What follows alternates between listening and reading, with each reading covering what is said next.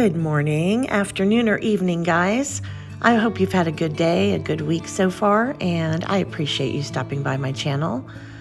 The piece I'm showing you today, I actually did over a year ago, and why I've never aired it, I really don't know, but it's such a cute piece, I couldn't not put it out there for you to see. I'm doing this piece with all ColourArte pigments, and the sky that I'm doing now is actually ColourArte's RezinArte pigments that I mixed with, of all things, hand sanitizer, which turned them into a really nice paste that I was able to use, kind of like watercolors.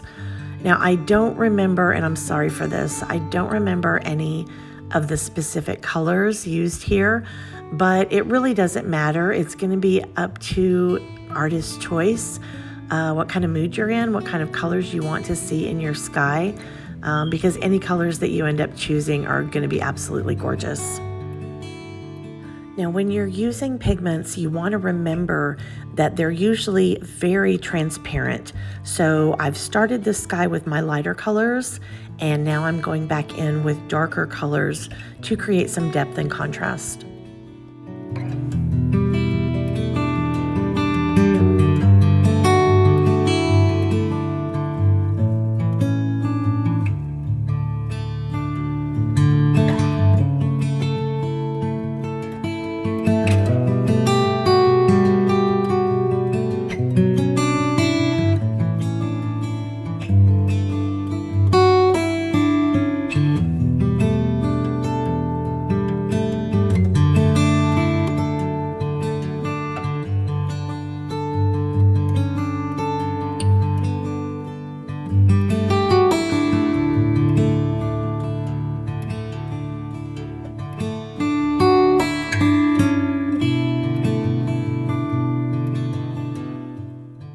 For my mountains, I've mixed up my pigments with heavy gloss gel, and I'll be using a palette knife to apply it. I'm gonna do several ranges of mountains here with the lightest colors making up the background, and as I get closer to the foreground, the colors will darken up quite a bit.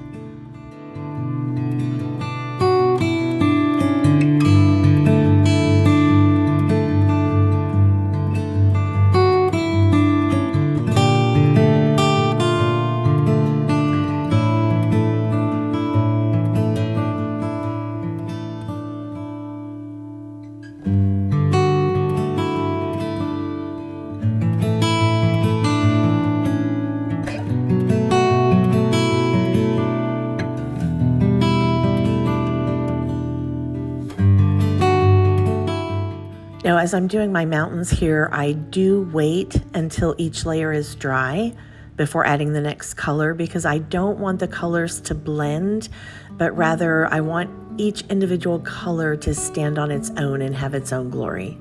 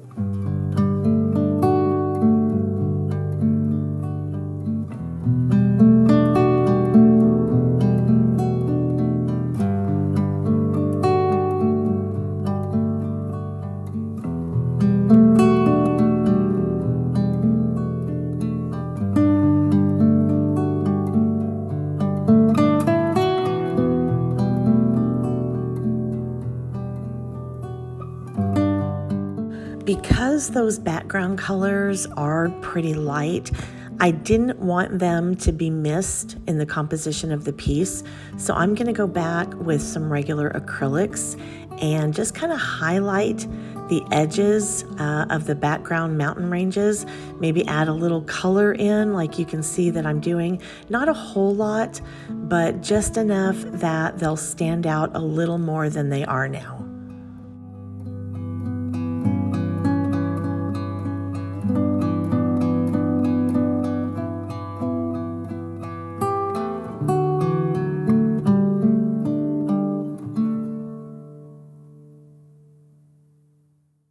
Now you see me lifting the canvas just a bit several times in the video, and it's because sometimes it's hard to see what you've done in a certain light. The sparkle from the pigments is just so bright, you actually need to get it out of the direct light for a second to look at the work you've just done.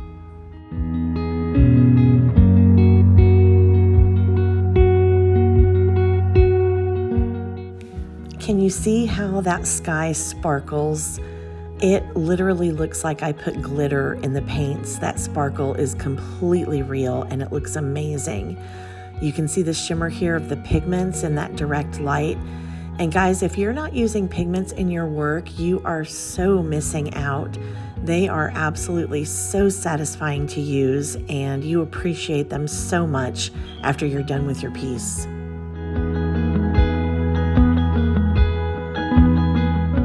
Now, while I really liked this piece up to this point, I felt like it was missing something, and it finally dawned on me that we needed a moon over the mountains. So I mixed up some ColourArte Prizm Pour True Silver with a little bit of varnish and a little bit of untinted house paint, and I just made my own moon on a silicone mat.